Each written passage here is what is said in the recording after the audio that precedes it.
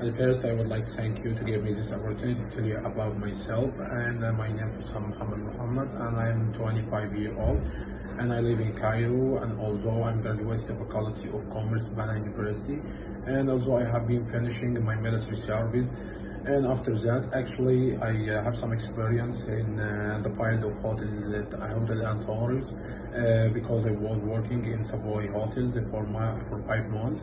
And after that, I moved to Stella di Mare Sharm el Sheikh to continue my work.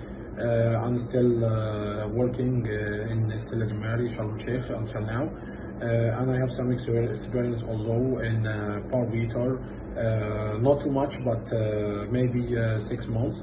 And after that, I moved to restaurants, especially a restaurant a la carte. And I have experience for two restaurants a la carte Italiano for 1 year to a month. Okay, and finally, I'm looking for some job offer in any country of Europe in my last days. And when I saw your posting in Facebook, Mr. Hussam, I went to you firstly to send for you my CV. And finally, if you have some questions for me, can you tell me, and I will answer for you.